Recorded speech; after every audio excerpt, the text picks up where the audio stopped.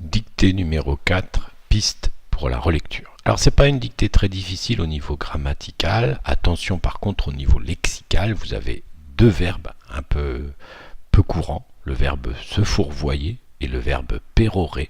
Donc ça, il faut penser à aller le chercher dans le dictionnaire parce que les deux sont des verbes du premier groupe, mais il faut savoir les écrire. Passons maintenant à la lecture de détail. Ne pas être d'accord. Ici, vous avez affaire à une phrase à l'infinitif. Le verbe, c'est être. Tout est construit, en fait, c'est la construction verbale être d'accord à la forme négative. Donc, à base, à part d'accord, faites attention sur l'orthographe. D'accord, c'est une construction lexicale à partir de accord. Et à vous de bien vous trouver, il n'y a pas obligatoirement qu'un seul mot. La belle affaire, point d'exclamation, là c'est une phrase purement nominale, le noyau c'est affaire, vous avez un vrai groupe nominal avec un déterminant, un adjectif qualificatif et un nom. Le déterminant vous dit très clairement quel est le genre et le nombre, à partir de là tout s'accorde. Comme si l'humanité était née pour toujours s'accorder. Alors là, la phrase est un peu plus complexe, même si ce reste une phrase simple. Les choses sur lesquelles vous devez être attentif, comme si, je pense qu'il n'y a pas de problème. L'humanité, attention, c'est un nom féminin terminé par la syllabe TE accent aigu. Il y a une règle d'écriture, ne vous trompez pas. Était né. Alors ici, vous avez affaire au verbe être. Était. Je pense que vous n'avez pas de difficulté à reconnaître le mode et le temps. Et puis un participe passé employé comme adjectif qualificatif, mais qui a fonction attribut. Donc ça veut dire que ce participe passé, il doit s'accorder avec quelque chose de particulier par rapport au verbe. Pour toujours s'accorder, alors ici c'est un complément circonstanciel de but, assez facile à suivre avec la préposition pour, l'adverbe toujours, attention à toujours, c'est construit à partir de tous les jours, mais ça a été réduit, mais du coup il y a une consonne muette qu'on n'entend pas, puis surtout s'accorder. Alors s'accorder, il faut le remplacer par le verbe se mettre d'accord et vérifier si c'est pour toujours se mettre d'accord, pour toujours se mis d'accord, pour toujours se mettre d'accord. Celui qui vous semble le plus correct, il vous donne le mode auquel s'écrit s'accorder et vous ne tromperez pas sur la finale. Ce serait bien trop facile et ça ôterait tout piment à la vie.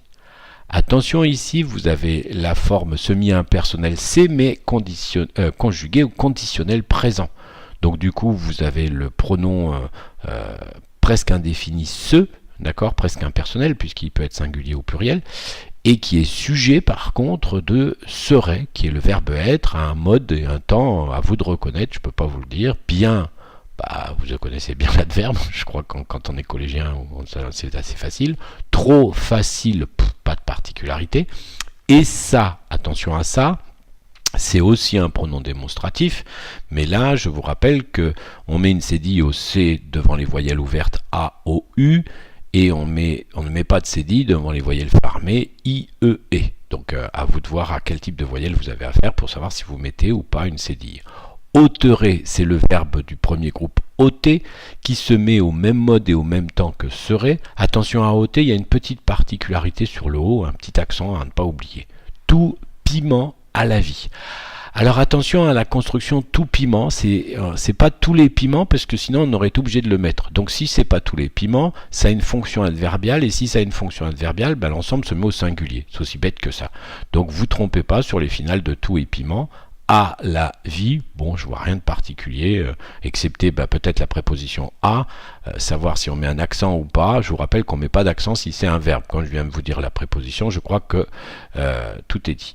L'un dit ce qu'il pense être raisonnable. Alors l'un, au niveau de l'oreille, ça paraît bizarre, mais l'un, c'est la forme contraposée, on va dire, de l'autre. Donc l'autre, vous l'écrivez avec un déterminant et puis le pronom indéfini autre. L'un, vous allez aussi l'écrire avec un déterminant et un pronom indéfini, mais un pronom indéfini qu'on va aller chercher finalement chez les déterminants indéfinis.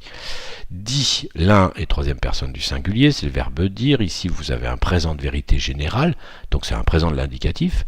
Ce qu'il pense être raisonnable. Ici, est-ce qu'il est singulier ou pluriel ?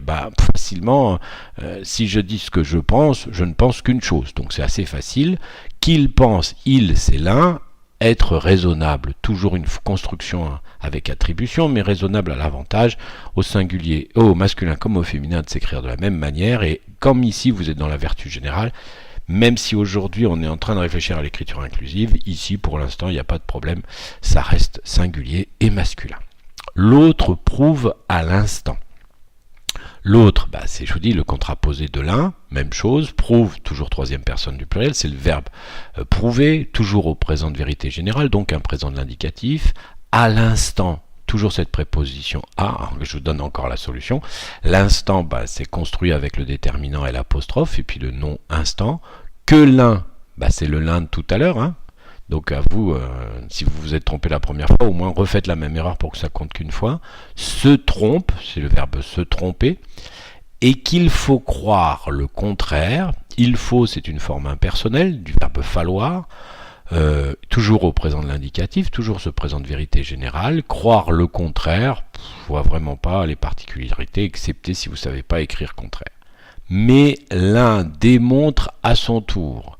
Alors, ici, vous avez la conjonction de coordination mais, qui va reprendre ce que dit l'un, et l'un va à nouveau démontrer, verbe démontrer toujours au présent de l'indicatif, troisième personne du singulier, à son tour, toujours la préposition à, d'accord, je démarre, je vous donne à chaque fois la solution, son tour, attention ici, ne vous trompez pas, il y a deux orthographes possibles, deux orthographes grammaticales pour son, SON ou SONT, mais quand vous mettez SONT, c'est un verbe, c'est le verbe être, à la troisième personne du pluriel du présent de l'indicatif, donc faites votre choix, est-ce qu'ici vous avez un déterminant possessif ou est-ce que vous avez un verbe, tour, que l'autre, l'autre c'est celui de tout à l'heure, se fourvoie, alors voilà.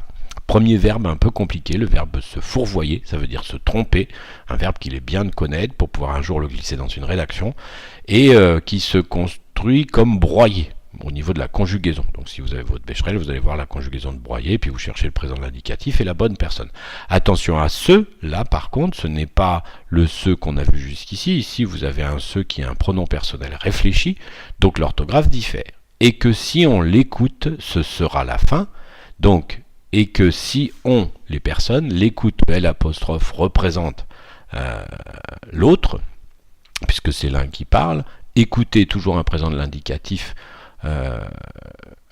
toujours un présent de vérité générale, ce sera la fin. Attention maintenant, ce cela, est-ce que c'est le même que le ce de se fourvoie? Est-ce que c'est un pronom personnel réfléchi ou est-ce que c'est un pronom démonstratif?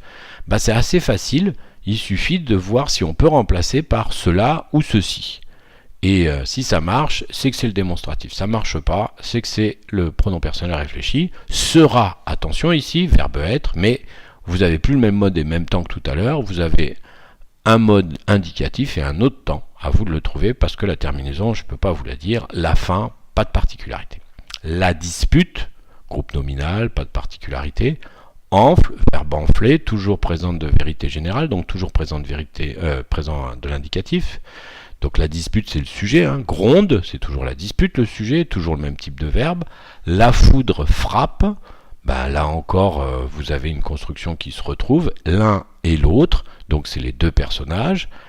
Point, le calme se fait.